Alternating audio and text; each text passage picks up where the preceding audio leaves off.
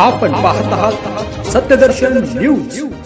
यूट्यूबवर एल्विस यादवला पोलिसांनी ठोकल्या बेड्या। बिग बॉस OTTचा विजेता एल्विस यादव या ना त्या कारणाने नेहमीच चर्चेत राहतो।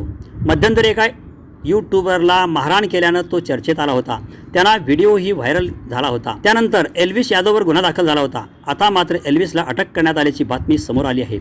नोएडामध्ये रेव पार्टीत बंदी असलेल्या सापांच्या विषाचा वापर केल्याप्रकरणी एल्विस यादवला अटक करण्यात आली आहे।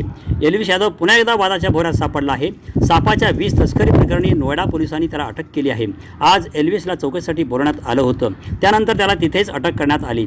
गेल्या अनेक दिवसापासून या प्रकरणाची चर्चा सुरू आहे, मात्र आपण असं काहीही केलं नसल्याचं एल्विसने वेळोवेळी सांगितलं आहे। आता मात्र यूट्यूबरच्या अडचणी वाढल्या आहेत। एल्विस यादववर एका रेव पार्टीमध्ये सापाच्या विषाची तस्करी केल्याचा आरोप आहे। गेल्या वर्षी नोव्हेंबरमध्ये नोएडा पोलिसांनी त्यांच्या विरोधात FIR नोंदवला होता।